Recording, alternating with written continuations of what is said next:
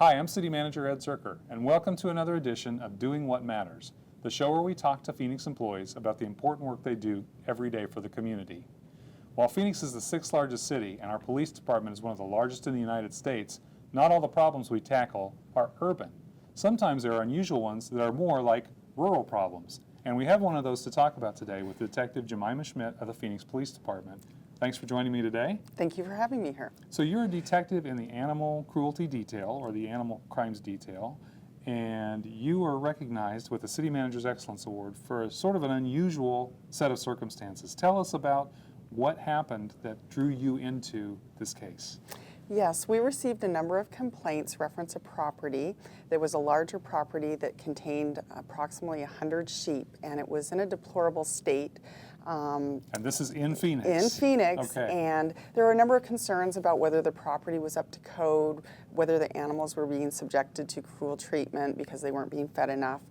And I came into contact with the property owner, an elderly woman in her 80s, and it really created a sense of wanting to help in myself because she was in her 80s, like I said, her daughter was battling terminal cancer, and she really had no financial resources or community support.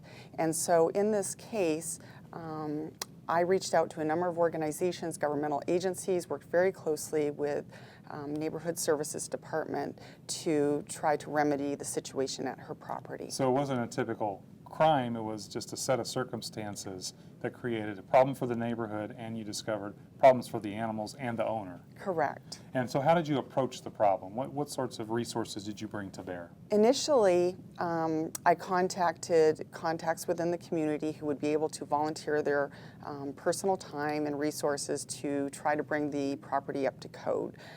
There were community volunteers that came out from the emergency animal clinic who cut all the vegetation, helped clean up the garbage, and later on we got a number of community volunteers to also assist with Neighborhood Services Department, where several roll-up trucks were taken of garbage and vegetation were taken off the property to try to bring it up to code and make it more palatable to the neighborhood. Wow, so nearly 100 sheep, a house in disrepair, and a very sad family situation. Yes. So not what people typically think of as a police officer or detective's job, but really a problem-solving effort for you. Correct, and there were concerns about whether she was actually able to take care of herself, so Adult Protective Services became involved and helped get her some food, assistance with her utilities, and so on and so forth. Okay, so a good ending to that. Yes. Now, it's sort of an unusual thing to think the Phoenix Police Department has an animal, tell me the exact title.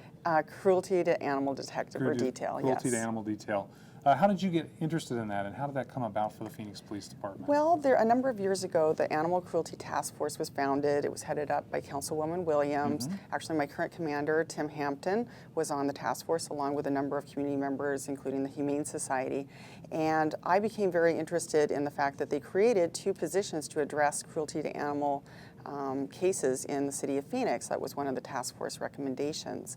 And as such, as soon as I heard that there was going to be an opening, I made an effort to put into that position. Now, what is it about your background that makes you excited to be on a cruelty to animal detail? Well, I grew up in the Yukon Territory. I lived on a farm. In Canada? In Canada. Okay. We raised animals, and I had many animals that were pets, and I always want to try to feel like I'm making a difference. And in this capacity, I feel like I am making a difference, giving a voice to those that don't have a voice, namely animals. Okay, so you brought your passion from your previous life, or your life, to your work. Yes. But how does somebody get from Yukon Territory near the Arctic Circle to the deserts of Phoenix, Arizona? Well, I obtained my degree in psychology at the University of British Columbia, and my professors recommended that I apply for scholarships to go to school in the United States. And I happened to get a scholarship to ASU. All right. So that's what brought me down here. I never knew that I would stay, but the weather kept me here. Weather kept you here, and now your passion for animals is part of your job and part of your life. Well, thank you for what you do, and congratulations for your Excellence Award. Really appreciate your commitment to keeping animals safe and the people of Phoenix. So thank you, Detective Schmidt, for what you do.